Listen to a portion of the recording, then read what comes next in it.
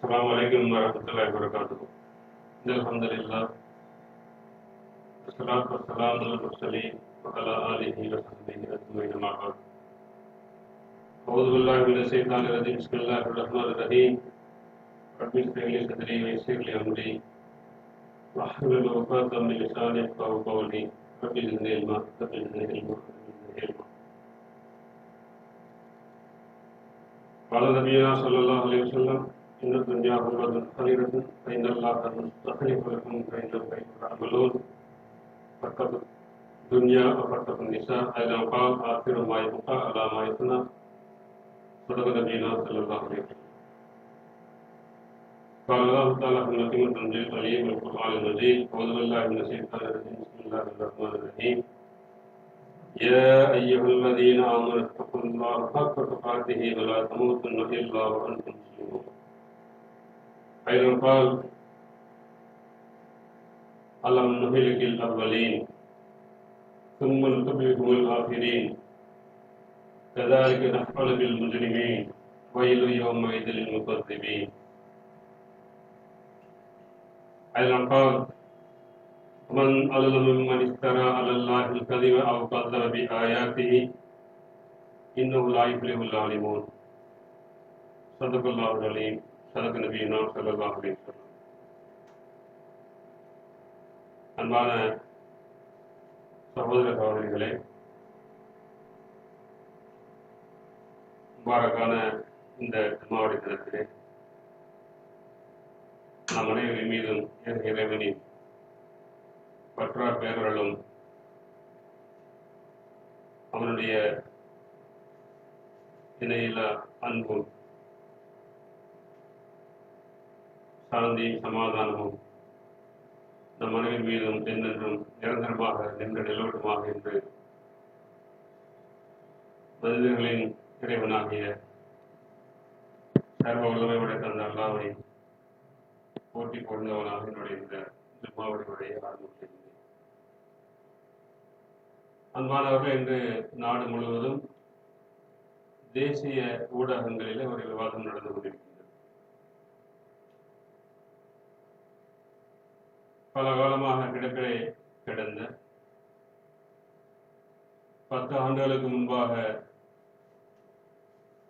குஜராத்திலே துவங்கி தென் மாநிலங்களே அந்த நிகழ்வு ஒரு விவாதமாக மாறி பின்பு சர்வதேச அளவிலே பேசப்பட்டு தென் மாநிலங்களிலே நடந்த, குறிப்பாக கேரளாவில் நடந்த ஒரு சில நிகழ்வுகளை மிகப்பெரிய உதாரணமாக மாற்றி அது கேரளாவுடைய உயர்நீதிமன்றம், பின்னர் இந்தியாவுடைய உச்ச நீதிமன்றம் என்று அடுத்தடுத்து போய் அடுத்தடுத்த நகர்வுகளை மேற்கொண்டு இறுதியில் இது ஒன்று இல்லை, இப்படியான ஒரு விவாதம் போலியாக நடத்தப்பட்டுக் கொண்டிருக்கின்றது என்கின்ற முடிவுக்கு வரப்பட்டது. அது வேறொன்றுமல்ல, நாம் அனைவரும் அறிந்த, இப்போது இந்தியாவிலே உத்தரப்பிரதேசத்திலே காட்டாட்சி நடந்து கொண்டிருக்கக்கூடிய உத்தரப்பிரதேச மாநிலத்திலே அந்த மாநிலத்துடைய அமைச்சரவை ஒப்புதல் அளித்திருக்கக்கூடிய லவ் ஜிஹாதுக்கு எதிரான ஒரு சட்டம் தான் இப்போது தேசிய அளவிலே பேசுபொருளாக மாறியிருக்கிறது. உத்தரப்பிரதேச மாநிலம் மட்டுமல்ல, மத்திய பிரதேசத்திலும், கர்நாடகாவிலும், ஹரியானாவிலும், உத்தரகாண்டிலும், ஹிமாச்சல பிரதேசிலும் என்று இப்போது தொடர்ந்து நடந்து கொண்டிருக்கின்ற விவாதங்கள் என்னவென்றால், நாங்கள் பெண்களை பாதுகாக்கப் போகின்றோம். உத்தரப்பிரதேச முதல்வர் யோகி ஆதித்யநாத் சொன்னார், நாங்கள் எங்களுடைய சகோதரிகளையும் தாய்மார்களையும் பாதுகாக்கப் போகின்றோம். யாரிடமிருந்து? இந்த லவ் ஜிஹாது நடத்தக்கூடிய அந்த ஜிஹாதிய சக்திகளிலிருந்து நாங்கள் பாதுகாக்கப் போகின்றோம் என்று சென்ற இடங்களிலும் செல்லக்கூடிய இடங்களிலெல்லாம் அவர் ஒரு பிரச்சாரத்தை மேற்கொண்டிருக்கின்றார். அது பச்சை பொய் என்பது உலக அறியும். பச்சை பொய் என்பது மட்டுமல்லாமல் ஒரு சமூகத்தின் மீது மிகப்பெரிய ஒரு இட்டு கட்டுதலை இல்லாத ஒன்றை இவர்கள் ஆக்கி கொண்டிருக்கின்றார்கள், உருவாக்கி கொண்டிருக்கின்றார்கள். இன்னும் சொல்ல போனால் இவர்கள் இதன் பெயரில் இஸ்லாத்தை நிந்தித்துக் கொண்டிருக்கின்றார்கள், நிந்தனை செய்து கொண்டிருக்கின்றார்கள், முஸ்லிம்களை இழிவுக்கு ஆளாக்கி கொண்டிருக்கின்றார்கள்.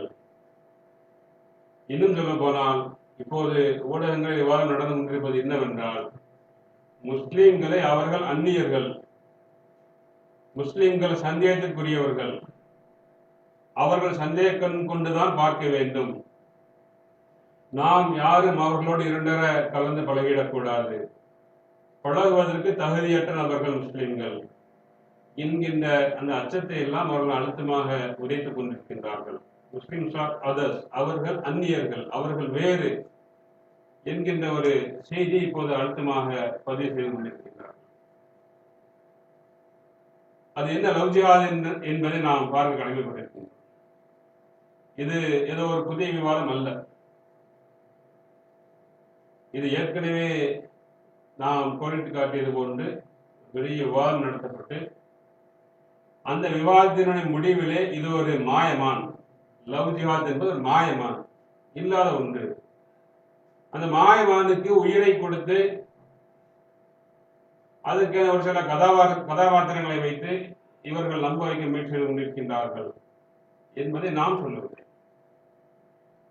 அவர்கள் அமைத்த பல விசாரணை கமிட்டிகள் அதை உறுதிப்படுத்தியிருக்கின்றன. நாம் மீண்டும் ஒரு நினைவூட்டுதலுக்காக வேண்டி இந்த செய்திகளை பதிவு செய்ய கடமைப்பட்டிருக்கின்றோம். எங்கு தொடங்கியது இந்த லவ் ஜிஹாத் என்கிற இந்த வார்த்தை? இந்த வார்த்தை பிரயோகம் தொடங்கியது எவ்வாறு என்பதை கவனத்தில் கடமைப்பட்டிருக்கின்றோம். வார்த்தை தொடங்கும் போது அல்லது வார்த்தை ஊடகங்களிலே வரும்போதெல்லாம் நாம் சிரித்துக் கொண்டே கேலியாக இதனை கடந்து சென்றிருப்போம். ஏதோ மூடர்கள், வீணர்கள், அறிவியனர்கள் புத்தி பேதலுக்கு இவ்வாறு பேசிக் கொண்டிருக்கின்றார்கள் என்று நாம் அதனை சாதாரணமாக கடந்து வந்திருப்போம். அப்படி புத்தி பேதலித்து அறிவுகட்டத்தனமாக, மூடத்தனமாக, முட்டாள்தனமாக அறிவிலிகள் நின்று உள்ளவர்களாக நின்று பேசிய அந்த விஷயங்கள் தான் இன்று பல மாநிலங்களில் சட்ட அங்கீகாரம் பெற்று சட்டமாக மாறிக்கொண்டிருக்கின்றது என்பதை நாம் மறந்துவிடக்கூடாது. அப்படியான ஒரு காட்டாட்சி நடக்கக்கூடிய நிலையில் தான் நாம் இருந்து கொண்டிருக்கின்றோம் என்பதை மீண்டும் நாம் அழுத்தமாக பதிவு செய்யப்படுகிறோம். 2007 குஜராத் மாநிலத்தில் பிரமோத் முத்தாலிக் என்று சொல்லக்கூடிய ராம்சேனா என்ற ஒரு ஹிந்து ஃபேனடிக் குரூப் என்று அழைக்கப்படக்கூடிய ஒரு ஹிந்துத்துவ வெறி பிடித்த ஒரு கும்பலை நிர்மாணித்த பிரமோத் முத்தாலிக் தான் அதை தொடங்கி வைக்கின்றார். லவ் ஜிஹாத் அப்படின்னு தொடங்குறாங்க. அதென்ன லவ் ஜிஹாத்? முஸ்லிம் இளைஞர்கள் சுருக்கமாக சொல்ல போனால் முஸ்லிம் இளைஞர்கள் ஹிந்து யுவதிகளை, ஹிந்து பெண்களை வசீகரிப்பதற்காக வேண்டி ஒரு திட்டத்தை வைத்திருக்கின்றார்கள். அவர்களுடைய நோக்கம் என்னவென்றால், முஸ்லிம் இளைஞர்களுடைய நோக்கம் என்னவென்றால், ஹிந்து சகோதரிகளை வசீகரித்து ஆசையூட்டி அல்லது அச்சுறுத்தி அல்லது பணத்தை கொடுத்து பகட்டை காட்டி ஏதாவது ஒரு முறையில் அவர்களை தன்னுடைய வலையில் சிக்க வைத்து அதன் மூலமாக அவர்களை இஸ்லாத்திற்கு கொண்டு வருவது. இஸ்லாத்திற்கு கொண்டு வருவதற்கு அவர்கள் பிரயோகிக்கக்கூடிய அந்த வழிமுறைகள் இருக்கல்லவா, அது ஆசையூட்டுவது, அச்சுறுத்துவது, வசீகரிப்பது என்று ஒரு பட்டியலை அவர்கள் இடுகின்றார்கள். இதன் மூலமாக அவர்கள் இந்து பெண்களை எல்லாம் இஸ்லாத்திற்கு மாற்றிக்கொண்டிருக்கின்றார்கள். இந்துக்களுடைய எண்ணிக்கை குறைந்து கொண்டிருக்கின்றது. இந்து பெண்கள் ஏமாற்றிக் கொண்டிருக்கின்றார்கள், ஏமாற்றப்படுகின்றார்கள். எனவே அதை நாங்கள் தடுக்கப் போகின்றோம் பேர்வழி என்று ஒரு ஒரு ரவுடி குரூப்பை வந்து அவர் ஃபார்ம் பண்றாரு. அதுதான் ராம்சேனா என்று அழைக்கப்படக்கூடிய குரூப். அப்போது இது பத்திரிகையில் விவாதமாகும் போது நமக்கெல்லாம் ஒரு ஒரு நகைப்புக்குரியதாக இருந்தது. இது ஒரு முட்டாள்தனமாக அவன் பேசிக் கொண்டிருக்கின்றான், மூடத்தனமாக பேசிக் கொண்டிருக்கின்றான் என்று நாம் நினைத்துக் கொண்டிருந்தோம். அதிலே கடந்து வந்து விட்டோம். அந்த தொடங்கிய அந்த விவாதம் படிப்படியாக கடந்து கேரளாவுக்கு வந்தது. கேரளாவிலிருந்து கர்நாடகாவுக்கு சென்றது. 2007 குஜராத்ல தொடங்கிய அந்த விவாதம் 2009 கேரளாவுக்கு வருகின்றது. கேரளாவிலிருந்து கர்நாடகாவுக்கு வருகின்றது. கர்நாடகாவில் அந்த கோஸ்டல் பெல்ட் சொல்லக்கூடிய மங்களாபுரம் சொல்லுவாங்க. இந்த மங்களாபுரம் பகுதிகளில் இருக்கக்கூடிய அந்த ராமசேனாவுடைய அந்த பேரண்டிக் குரூப்பை சேர்ந்த அந்த வெறிபிடித்த கும்பலை சேர்ந்தவர்கள் ஒரு சில முஸ்லீம் இளைஞர்கள் மீது தாக்குதல் நடத்துகின்றார்கள். இவங்க லவ் ஜிஹாத் செய்து கொண்டிருக்கின்றார்கள் என்கின்ற பேரில். அப்ப இந்த விவாதம் மெல்ல மெல்ல மேலிருந்து வரும் பொழுது நான் சுருக்கமாக நிகழ்வுகளை உங்களுக்கு நான் கூட்டிட்டு காட்ட கடமைப்பட்டிருக்கின்றேன். அந்த விவாதம் மெல்ல மெல்ல மேலிருந்து வரும் பொழுது கர்நாடக மாநில அரசு ஒரு விசாரணைக்கு உத்தரவிடுகின்றது. அது என்ன விசாரணை என்றால் 2007 இருந்து 2009 வரைக்கும் கர்நாடகாவில் காணாமல் போன பெண்கள் குறித்த ஒரு விசாரணை நடத்த வேண்டும் என்று கர்நாடகாவுடைய சிஐடி துறையிடம் இந்த பணியை ஒப்படைக்கின்றது. இதற்கு பின்னால் இருப்பது இந்த லவ் ஜிஹாத் தான். லவ் ஜிஹாதை காரணம் காட்டிதான் அதை இவர்கள் ஒரு விசாரணையாக உத்தரவிடுகின்றார்கள். அவர்களும் விசாரிக்கின்றார்கள். விசாரித்துவிட்டு ஒரு முடிவுக்கு வருகின்றார்கள். அவர்கள் விசாரித்த அந்த கேசுடைய கிட்டத்தட்ட 239 வழக்குகளை அவங்க கையில் எடுக்கிறாங்க. 239 வழக்குகளை கையில் எடுத்து அதுல ஒரு முடிவுக்கு வருகின்றது. என்னவென்றால் 2009 ஆண்டு ஒரு அறிக்கையை சமர்ப்பிக்கின்றார்கள் கர்நாடக மாநில அரசு. இது சுத்த ஹம்பக், இது ஒரு போலி, இப்படி ஒரு நிகழ்வு கிடையாது. காணாமல் போன இந்த பெண்கள் குறித்து எல்லா வழக்கையும் எடுத்து பார்க்கும் பொழுது சம அளவுல இந்து பெண்கள் முஸ்லீம் இளைஞர்களுக்கு காதல் வயப்பட்டு இஸ்லாத்திற்கு மனமெடுத்திருக்கின்றார்கள். கொஞ்சம் பேர் இஸ்லாத்துக்கு வராமலே வாழ்க்கையை நடத்தி கொண்டிருக்கின்றார்கள். அதே போன்று முஸ்லிம் பெண்கள் இந்து இளைஞர்களோடு வாழ்க்கை நடத்தி கொண்டிருக்கின்றார்கள். இந்துக்களாக மதம் மாறி இருக்கின்றார்கள் அல்லது அவர்கள் மதம் மாறாமல் அப்படியே வாழ்ந்து கொண்டிருக்கின்றார்கள். கிறிஸ்தவ பெண்கள் இந்துக்களை மனமுடுத்திக் கொண்டார்கள். கிறிஸ்தவ பெண்கள் முஸ்லிம் இளைஞர்களை மனமுடுத்திருக்கின்றார்கள். இதில் எந்த இடத்திலையுமே நாங்கள் லவ் ஜிஹாத் என்கின்ற வார்த்தையை பார்க்கவில்லை. பெரும்பாலான பெண்கள் நீதிமன்றத்தில் வாக்குமூலம் அளித்திருக்கின்றார்கள். நாங்கள் எங்க சொந்த சுய விருப்பத்தின் அடிப்படையில் நாங்கள் வாழ்க்கையை நடத்தி கொண்டிருக்கின்றோம். நாங்கள் தான் எங்களுடைய வாழ்க்கையை தீர்மானித்திருக்கின்றோம். அதனால நீங்க சொல்ற மாதிரி அல்லது இந்த இந்துத்துவ கும்பல் சொல்வது போன்று லவ் ஜிஹாத் என்ற ஒன்று கிடையாது என்ற ஒரு அறிக்கையை கர்நாடக மாநில அரசு நியமித்த ஒரு சிறப்பு விசாரணை குழு தனது அறிக்கையை என்ன செய்து சமர்ப்பிக்கின்றது. இது 2009 நடக்கின்றது. இப்படி மெல்ல அந்த விவாதம் ஒரு முடிவுக்கு வருகின்றது 2009. இருந்தாலும் இவர்கள் தங்களுடைய திட்டம் தென் மாநிலங்கள்ல ஒரு சரிவை சந்தித்துக் கொண்டிருந்த வேளையில அப்படி மீண்டும் அதை வட மாநிலங்களுக்கு அவர் திசை திருப்புகின்றார். திசை திருப்பி 2013 மிகப்பெரிய ஒரு ஒரு பிரச்சாரத்தை என்ன செய்யறாங்க முன்னெடுக்கின்றார். 2013 தான் வட மாநிலத்திலே முசாஃபர் நகர் கலவரம் இந்த பின்னணியில் தான் நடக்கின்றது. லவ் ஜிஹாத் என்கின்ற அந்த வார்த்தையை பயன்படுத்தித்தான் சமூக வலைத்தளங்களிலும் வாட்ஸ்அப் குழுமங்களிலும் நம்முடைய பெண்கள் மானபங்கப்படுத்தப்படுகின்றார்கள், ஏமாற்றப்படுகின்றார்கள் என்கின்ற ஒரு போலியான பரப்புரையை மேற்கொண்டு அந்த பரப்புரைக்கு பலிகடாக்களாக கிட்டத்தட்ட 60 முஸ்லிம்கள் கொல்லப்பட்டார்கள். 50,000க்கும் மேற்பட்ட அகதிகள், 50,000க்கும் மேற்பட்ட முஸ்லிம்கள் அகதிகளாக மாறினார்கள். இதுக்கு பின்னாடி 2015 கோப்ரா போஸ்ட் மற்றும் குலேன் என்று சொல்லக்கூடிய 2 இணையதள இதழ்கள் அவர்கள் ஒரு ஆய்வை மேற்கொள்கின்றார்கள். அந்த ஆய்வுல இந்த லவ் ஜிஹாத் என்பது ஒரு மாயை, இது ஒரு மாயமான், அப்படி ஒரு கிடையவே கிடையாது. ஒரு நீண்ட பகுதி நீங்க ஆன்லைனில் போனா இப்பவும் கிடைக்கும். கிட்டத்தட்ட 15-20 பக்கங்களுக்கு அந்த ஆய்வாளர்கள் வெளியிடுகின்றார்கள். அதுல இது ஒன்று இல்லவே இல்லை, இவர்கள் திட்டமிட்டு உருவாக்கி கொண்டிருக்கின்றார்கள். இப்போ அதான் ராஜஸ்தானுடைய முதல்வர் அசோக் கெலாட் சொல்லிட்டு இருக்காரு. லவ் ஜிஹாத் என்கின்ற இந்த பதமே பிஜேபி, RSS வகையறாக்கள், இந்துத்துவ கும்பல்கள் திட்டமிட்டு கண்டுபிடித்த ஒரு வார்த்தை, அப்படி ஒன்று கிடையவே கிடையாது என்று ராஜஸ்தானுடைய முதல்வர் அசோக் கெலாட் சொல்லியிருக்கின்றார். மேற்கு வங்கத்திலே முதல்வர் மம்தா பானர்ஜி சொல்லும் போது பொய்களின் மொத்த குவியலாக பாஜக இருந்து கொண்டிருக்கின்றது என்று சொல்லிக் கொண்டிருக்கின்றார். அசோக் கெலாட் தான் சொல்றார், இது பொய், இந்த வார்த்தை இவர்கள் திட்டமிட்டு கண்டுபிடித்திருக்கின்றார்கள். மம்தா பானர்ஜி சொல்லும் போது பொய்களின் மொத்த குவியல் பாஜக என்று விவாதம் நடந்து கொண்டிருக்கின்றது. அதைத்தான் கோபுரா போஸ்டன் சொல்லிச்சு 2015. இது பொய்களின் மொத்த குவியல், ஏமாற்று என்பதை தவிர வேறு ஒன்றுமே கிடையாது, நாங்கள் எதையும் காணவில்லை. ஆனால் லவ் ஜிஹாதை ஒழிக்கின்றோம் என்ற பெயரிலே இந்துத்துவ கும்பல்கள் பலனடைந்து கொண்டிருக்கின்றார்கள். பெண்களை அவர்கள் அடக்கி ஆண்டு கொண்டிருக்கின்றார்கள். பெண்களை அவர்கள் தங்களுடைய கட்டுக்குள் வைத்துக் கொண்டிருக்கின்றார்கள். தவறான வழியிலே பெண்களை அவர்கள் பயன்படுத்திக் கொண்டிருக்கின்றார்கள். தவறு எல்லாம் கோபுராமல் சொல்லிச்சு. அந்த விவாதம் அதோடு முடிந்தது. அதற்கு பிறகு 2017 மீண்டும் இது வந்து வேகம் அடிக்கின்றது. இந்த விவாதம் எல்லாருக்கும் தெரியும். ஹாதியா என்கின்ற ஒரு சகோதரி மனமோந்து இஸ்லாத்தை ஏற்றுக்கொள்கின்றார்.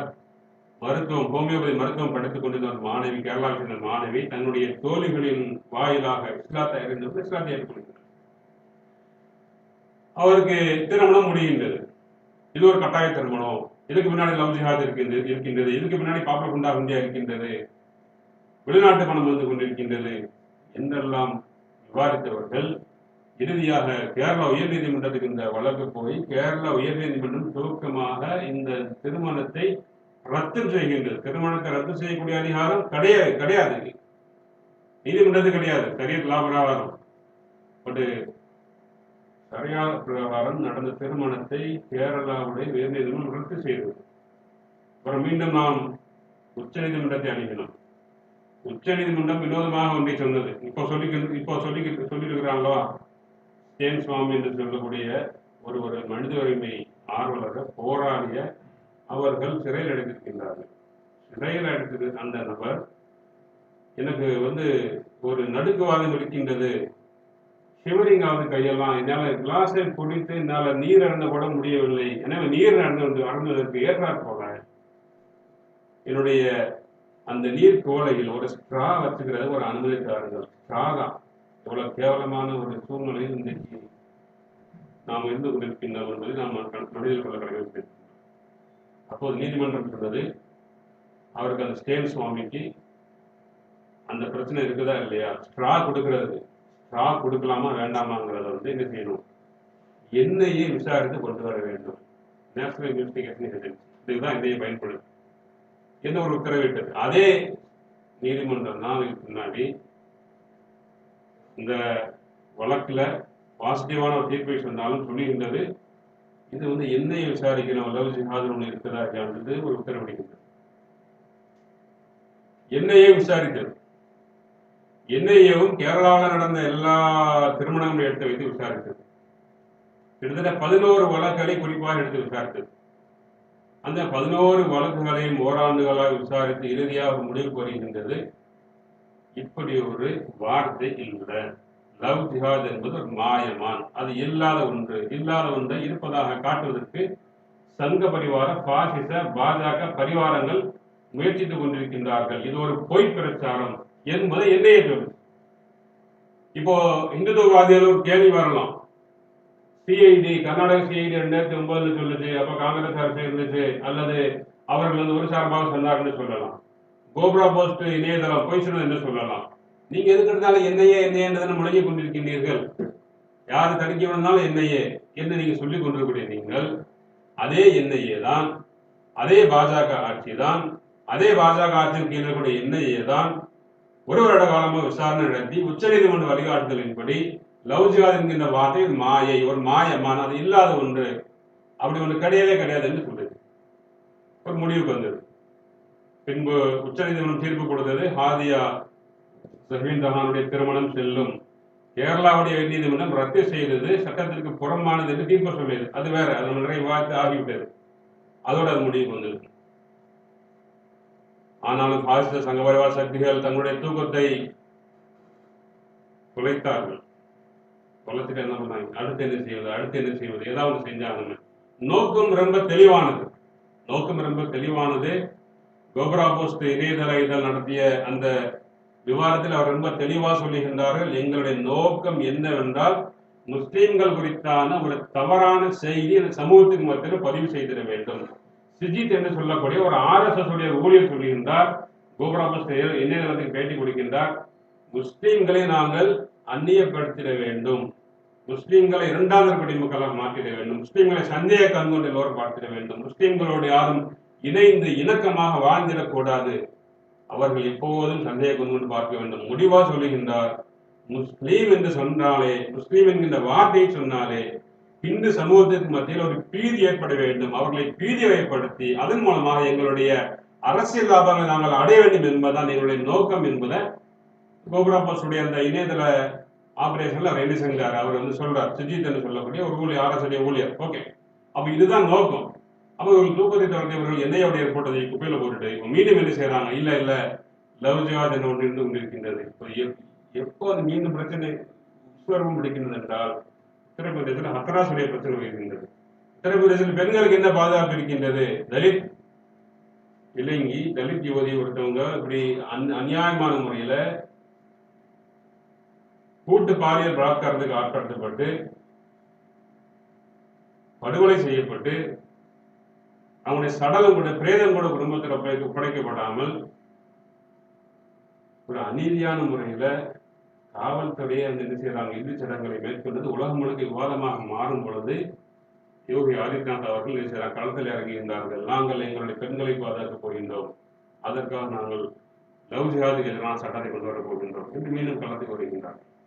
இவ்வளவு அயோக்கியத்தனமானது என்று நாம் பார்த்துக் கொள்ள வேண்டும், நாம் கவனிக்க கடமைப்பட்டிருக்கின்றோம். ஆக இதிலே ஒரு நாம் தெரிந்து கொள்ள வேண்டிய விஷயம் என்னவென்றால், அவர்களே ஒரு விசாரணை கமிஷன் அமைக்கின்றார்கள். என்னையே விடுங்க, அவர்களே விசாரணைக்கு ஒரு SIT ஸ்பெஷல் இன்வெஸ்டிகேஷன் டீம் என்று சொல்லப்படக்கூடிய ஒரு விசாரணை கமிஷனை உத்தரப்பிரதேச அரசே அமைக்கின்றது. கான்பூர் மாவட்டத்தில் மட்டும் கிட்டத்தட்ட 14 திருமணங்கள் நடந்திருக்கின்றது, அதை நீங்க விசாரிக்கணும் அப்படின்னு. அதற்கு மோஹித் அகர்வால் என்று சொல்லக்கூடிய ஒருவர் தான் அந்த SITக்கு தலைமை தாங்குகின்றார். அவரும் என்ன செய்யறார், அந்த 14 வழக்குகளை எடுத்துக்கொண்டு ஃபுல்லாக விசாரிக்கிறார். விசாரித்து விட்டு இப்போது அவர் கடந்த வாரத்தில் தன்னுடைய அறிக்கை சமர்ப்பித்திருக்கின்றார். என்னையே சொன்ன அதே தகவல்கள் அவரும் சொல்லுகின்றார், லவ் ஜிஹாத் என்கின்ற வார்த்தை பிரயோகம் எங்கேயும் கிடையாது, லவ் ஜிஹாதை யாருமே திட்டமிட்டு செய்யவில்லை, அப்படி ஒரு செயல்பாடு எங்கேயும் கிடையாது, எந்த இஸ்லாமிய இயக்கங்களும் இதற்கு பின்னாடி கிடையாது, எந்த வெளிநாட்டு பணமும் வரவில்லை, எந்த இளைஞர்களும் இதற்கு பின்னாடி கிடையாது, எந்த திட்டமும் கிடையாது. எங்களுடைய கண்டுபிடிப்பு என்னவென்றால், கிட்டத்தட்ட அந்த 14 ஜோடிகள்ல 3 பேர் கோர்ட்லயே நீதிமன்றத்தில் வாக்குமூலம் கொடுத்திருக்கிறாங்க, நாங்கள் அதை விரும்பி மனம் முடித்துக் கொண்டோம் என்று. 8 பேருடைய கேஸ் என்னன்னா, அந்த லொக்காலிட்டிலேயே வாழ்ந்தவங்க தான், ஒருவரை ஒருவர் பரஸ்பரம் அறிந்தவர்கள், வேலைக்கு செல்லும் போது கல்விக்கூடங்களுக்கு செல்லும் போது ஒருவரை ஒருவர் பார்த்து பரஸ்பரம் அறிமுகமாகி காதல் வயப்பட்டவர்கள் தான் அவர்கள் என்று தன்னுடைய அறிக்கை என்ன செய்யறாங்க சொல்லுகின்றார்கள். 2 பேர் மட்டும் 2-3 பேர் மட்டும் மைனர் வருது. அதுல அது நீங்க ஆன்லைன்ல போய் பார்க்கலாம், அந்த ரிப்போர்ட் இருக்குது, இதை சொல்லுகிறது. அப்போ உங்களுடைய அரசு நியமித்த அந்த SIT கிளியரா சொல்லிட்டு லவ் ஜிஹாத் என்கின்றது ஒரு மாயமான் இல்லை என்று சொல்லி ஆகின்றது. இன்னும் சொல்ல போனா, பாராளுமன்றத்தில் 2020 பிப்ரவரி மாதம் 4ஆம் தேதி பாராளுமன்றத்தில் கேரளாவை சேர்ந்த ஒரு காங்கிரஸ் உறுப்பினர் ஒரு கேள்வியை முன்வைக்கின்றார், லவ் ஜிஹாத் தொடர்பாக ஏதாவது ஒரு அறிக்கை நம்மிடம் இருக்கின்றதா, விவரம் தாருங்கள் என்று கேட்கும் போது உள்துறை இணை அமைச்சர் கிஷன் ரெட்டி ஒரு பதிலளிக்கின்றார். பாராளுமன்ற குறிப்புகள் அது இருக்கின்றது. அது என்ன பதில் என்றால், மத்திய மாநில ஏஜென்சிகள், இன்னும் சொல்ல போனா மத்திய ஏஜென்சிகள் எதுவுமே லவ் ஜிஹாத் தொடர்பான எந்த தரவையும் எங்களுக்கு தரவில்லை, லவ் ஜிஹாத் தொடர்பான எந்த வழக்குகளும் கிடையாது, லவ் ஜிஹாத் என்கிற ஒன்று கிடையாது, விரும்பிய ஆண்கள் விரும்பிய பெண்களை, விரும்பிய பெண்கள் விரும்பிய ஆண்களை மனமுடிப்பதற்கு ஆர்டிகல் 21 என்ன செய்து அவர்களுக்கு வழிவகை செய்கின்றது என்கின்ற ஒரு பதிலை பாராளுமன்றத்திலே பதிவு செய்யப்பட்டிருக்கின்றது.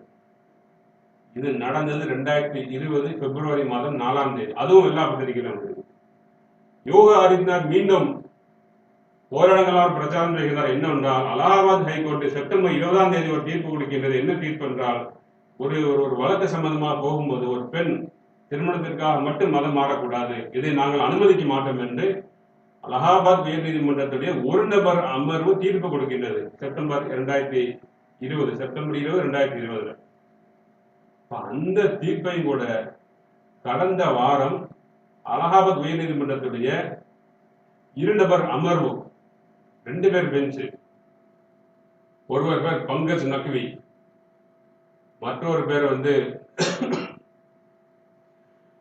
விஜய் அகர்வால்.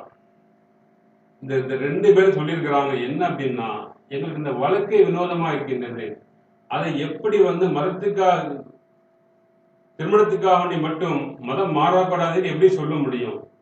அது அவர்களுடைய விருப்பம். ஏனென்றால் 2018 ஹாதியா வழக்கில் உச்ச நீதிமன்றம் தெளிவான வழிகாட்டுதலை வழங்கியிருக்கின்றது. தனிநபர் உரிமையில யாரும் தலையிட முடியாது. அந்த தனிநபர் உரிமையின் மூலமாக யாரும் வயதுக்கு வந்த எந்த பெண்ணும் ஆணும் என்ன செய்யலாம், அவர்களுடைய சுய விருப்பத்தின் அடிப்படையில திருமணம் முடிக்கலாம், மதம் மாறலாம் என்பதை நம்முடைய அரசியல் சாசன சட்டம் உறுதிப்படுத்தி இருக்கின்றது என்ற தீர்ப்பு இவர்கள் இந்த 2 நபர் அமர்வு என்ன செய்து தீர்ப்பாக கொடுக்கின்றது. இந்த ஒரு நபர் தீர்ப்பு தான் வச்சுட்டு போராடலாம் சொன்னாரு. யார்? யோகி ஆதித்யநாத். நீதிமன்றம் சொல்லிவிட்டது, உயர் நீதிமன்றம் சொல்லிவிட்டது, அலகாபாத் உயர் நீதிமன்றம் சொல்லிவிட்டது, அந்த நீதிமன்ற தீர்ப்பு நான் கட்டுப்படுறோம் அப்படின்னு சொல்லிட்டு போனவர் இப்ப 2 நபர் அமர்வு சொல்லியிருக்கின்றது, அப்படி ஒன்று கிடையாது, அது ஏற்கனவே கொடுக்கப்பட்ட அந்த தீர்ப்பை நாங்கள் ரத்து செய்கின்றோம் என்று போன வாரம் சொல்லியிருக்கின்றார்கள். இப்ப இந்த தீர்ப்புக்கு இவர்கள் கட்டுப்படுவார்களா? நிச்சயம் மாட்டாங்க. நம்ம எதிர்பார்க்கலாம் முடியாது. அந்த அளவுக்கு நம்ம முட்டாளாக மாற முடியாது. ஏன்னா அவங்களுக்கு வசதியான தீர்ப்பு வரும்போது அவர்கள் கட்டுப்படுவதும், அவர்களுக்கு எதிரான தீர்ப்பு வந்தால் நீதிமன்றத்தை தூக்கி எறிவதும் பாஜகவுடைய வரலாற்று உள்ளது. அவருடைய வாழ்க்கையோட 2 கலந்தது. எனவே நாம் சொல்ல வரும்போது என்னவென்றால், இவர்கள் இல்லாத ஒன்றை இருப்பதாக காட்டிக் கொண்டிருக்கின்றார்கள். இவ்வளவு சொல்லியாச்சு, என்னைய சொல்லியாச்சு, சிஐடி சொல்லியாச்சு, கேரளாவுடைய ஹைகோர்ட் 2017 ஒரு தீர்ப்பு சொல்லியிருக்கின்றது, நோ லவ் ஜிஹாத், லவ் ஒன்லி, லவ் ஜிஹாத் ஒன்றும் கிடையாது, லவ் மட்டும் தான் இருக்குது இந்த சொல்லியிருக்குது. 2017 ஒரு தீர்ப்பு இருந்து கொண்டிருக்கின்றது. கோப்ரா போஸ்ட் ஒரு இணையதள நாள் சொல்லியிருக்கின்றது. உங்களுடைய உள்துறை இணையமைச்சர் கிஷன் ரெட்டி சொல்லியிருக்கின்றார். கான்பூர்ல நீங்க அமைச்சர் அந்த எஸ்ஐடி சொல்லியிருக்கின்றது. அலகாபாத்தினுடைய அந்த 2 நபர் அமர்வு சொல்லியிருக்கின்றது. இது இவ்வளவு தரவுகள் இருக்குது. ஆனா கேட்க மாட்டான், இவர்கள் கேட்க மாட்டார்கள். ஏனென்றால் இவர்கள் பொய்களின் மொத்த குவியலாக இருந்து கொண்டிருக்கின்றார்கள். பொய்யை தவிர இவருக்கு வேற ஒண்ணுமே தெரியாது என்பதை தான் மனிதர்களுக்குள்ள கடமைப்பட்டிருக்கின்றோம். அருமையானவர்களை, நம்ம அதைத்தான் சொல்றோம். ஆரம்பத்தில் நம்முடைய தொடக்கத்துல ஒரு குர்ஆனுடைய வசனத்தை ஓதி காண்பித்தோம். வயலில் முத்தத்திபி, பொய்யர்களுக்கு அந்நாளில் கேடுதான். இவர்கள் பொய்யை தான் சொல்லிக் கொண்டிருக்கின்றார்கள். முர்சலாக அல்லாஹ் சொல்லும் போது அல்லாஹ் சொல்லுகின்றான், அலம் நுஹிலிக்கில் அவ்வலீன், இது போன்ற பொய்யர்களுடைய கூட்டத்துல முன்னாடி இருந்தவங்க நான் அழிச்சிருக்கிறேன், முன்னாடி இருந்தவங்க அழிச்சிருக்கின்றேன். அலம் நுஹிலிக்கில் அவ்வலை, நீங்கள் பார்க்கவில்லையா? இது போன்ற பொய்யர்களுடைய கூட்டத்துக்கு முன்னாடி அவர்கள் நாம் அழித்திருக்கின்றோம். அதுபோல பின்னாடி வரக்கூடிய கூட்டத்தை நாங்கள் அழிப்போம், பின்னாடி வரும் கூட்டத்தை அழிப்போம். எல்லா தப்சீலும் ஒரு செய்தி தெளிவாக வருகிறது. என்னவென்றால், பின்பு கியாமத் நாள் வரைக்கும் இது போன்ற பொய்யை பரப்பக்கூடிய, இட்டு கட்டக்கூடிய, அல்லாஹ்வுடைய மார்க்கத்தை நிந்திக்கக்கூடிய மனிதர்களுக்கு இதுதான் முடிவு. நாம் முன்பு சென்ற சமுதாயத்தை அழித்தது போன்றே பின்பு வரக்கூடிய அந்த சமுதாயத்தை நாம் அழிப்போம். இந்த மாதிரியான குற்றவாளிகளுக்கு, இந்த மாதிரி பாவம் செய்யக்கூடியவர்களுக்கு இதுதான் முடிவு, இதுதான் தீர்வு என்று என்ன செய்யற அல்லாஹ் சொல்லுகின்றான். வயலையோ மயிலும் கல்வி, நிச்சயமா பொய்யர்களுக்கு அந்த கேடுதான் என்று என்ன செய்யலாம் அல்லாஹ் சொல்லுகின்றான். அதே போன்றுதான் சூரத்துல் யூனுஸ்லையும் சூரத்துல் ஆராஃப்லையும் பல இடங்கள் அல்லாஹ் சொல்லும் போது ஒரு செய்தி ரொம்ப தெளிவாக சொல்லுகிறேன். பமன் அல்லது மனிஃப்தரா அலல்லாஹி கதிபா அவ் கல்ஸப பிஆயாத்தி, எவன் ஒருவன் மோசமானவன் என்றால், எவன் அல்லாஹ்வின் மீதும் அல்லாஹ்வுடைய மார்க்கத்தின் மீதும் அல்லாஹ்வுடைய மார்க்கத்தை பின்பற்றக்கூடிய மக்கள் மீதும் கட்டுக்கதைகளை இட்டு கட்டுகின்றானோ. பமன் அல்லமு மிம் மனிஸ்தரா, இட்டு கட்டுதல், கதையை கட்டி விடுறது, பொய்யை உரைப்பது, பொய்யை மட்டுமே மூலதனமாக கொண்டு செயல்படுவது. அலல்லாஹி கதிபன், அல்லாஹ்வின் மீது, அல்லாஹ்வுடைய மார்க்கத்தின் மீது, அல்லாஹ்வுடைய மார்க்கத்தை பின்பற்றக்கூடிய மக்கள் மீது என்றெல்லாம் விளக்கம் வந்து கொண்டிருக்கின்ற ஆயாத்தி, அல்லது அவருடைய அந்த அடையாளங்களை, அவனுடைய அந்த அத்தாட்சிகளை மறுப்பது, அதனை பொய்ப்பிப்பது, இவர்களுக்கெல்லாம் கேடுதான். அல்லாஹ் சொல்லுகிறான், இவர்களுக்கு கேடு. அதனால் நாம் ஒரு விஷயம் தெளிவாக விளங்கிக் கொள்ள வேண்டும். அவர்கள் அல்லாஹ்வின் மீதும் அல்லாஹ்வுடைய மார்க்கத்தின் மீது அவர்கள் இன்னைக்கு இட்டு கட்டுக் கொண்டிருக்கின்றார்கள். இஸ்லாத்தை அவர்கள் கலங்கப்படுத்திக் கொண்டிருக்கின்றார்கள். இஸ்லாத்தை கலங்கப்படுத்திட வேண்டும் என்பதை தவிர வேற எதுவுமே எங்களுடைய இலக்கு கிடையாது. அதுதான் எங்களுடைய இலக்கு. அவர்களை அந்நியர்களாக, மற்றவர்களாக, சந்தேகத்திற்குரியவர்களாக மாற்றிட வேண்டும் என்பதுதான் எங்களுடைய இலக்கு. அதுதான் ஒரு சிஏஏ கொண்டு வந்தோம், அதுதான் என்ஆர்சி கொண்டு வந்தோம், அதுதான் என்பிஆர், அதுல ஒரு பாட்டு தான் லவ் ஜிஹாத் என்பதை நாம் புரிந்து கொள்ள வேண்டும். உச்சநீதிமன்றம் தீர்ப்பு சொன்னா எங்களுக்கு என்ன, எஸ்ஐடி சொன்னா எங்களுக்கு என்ன, என்ஐஏ சொல்லி இருக்குது, என்ஐஏ சொன்னா எங்களுக்கு என்ன.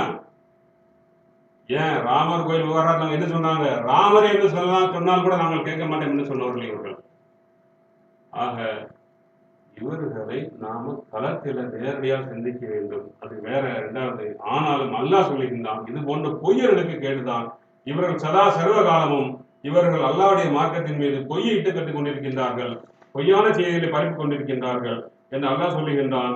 மீண்டும் அல்லாஹ் சொல்லுகின்றான், வமன் அல்லாஹ் மிம்மனிஃப்தரா அலல்லாஹி கதிபன் அவ் கஸப பி ஆயாத்திஹி இன்னஹு லா யுஃப்லிஹுல் முஜ்ரிமூன் என்று ஒரு சொல்லும்போது இன்னொரு சொல்லுகின்றான், இன்னஹு லா யுஃப்லிஹுல் லாலிமூன். அநியாயம் செய்யக்கூடியவர்கள் ஒருபொழுதும் வெற்றி பெற மாட்டார்கள். அநியாயம் செய்யக்கூடியவர்கள் ஒருபொழுதும் என்ன செய்ய மாட்டாங்க, வெற்றி பெற மாட்டார்கள் என்கின்ற சுப செய்திகள் நமக்கு சொல்லுகின்றான். அந்த சுப செய்தியின் அடிப்படையில் இவர்களுடைய பொய்கள், புரட்டுகள், ஏமாற்றுகள், வஞ்சனைகள், சூதுகள் அனைத்தும் என்ன செய்யும், தோல்வியில் தான் முடிவடையும். தோல்வியில் முடிவடைய வேண்டும் என்று நாம் பிரார்த்தி கடமைப்பட்டிருக்கின்றோம். அதே போன்று இவர்கள் செய்யக்கூடிய பிரச்சாரங்களுக்கு எதிராக நாம களப்பணியாற்ற நாம் என்ன செய்யணும், தயாராகிட வேண்டும் என்கின்ற அந்த வேண்டுகோளையும் இந்த நல்ல தருணத்திலே வைத்துக் கொண்டு இந்த வாய்ப்புக்கு அல்லாஹ்வுக்கு நன்றி கூறி, இவ்வளவு செய்திகள் நாம் பரிமாறிக்கொண்டதற்கு அல்லாஹ் அந்த வாய்ப்பு வழங்கியதற்கு நன்றி கூறிக்கொண்டு, அல்லாஹ் நன்றி கூறிக்கொண்டு விடைபெறுகின்றேன். வாக்கர் தவக்கான அலுவலகம் இருப்பதாலுமே அஸ்ஸலாமு அலைக்கும் வரஹ்மத்துல்லாஹி வபரகாத்துஹு.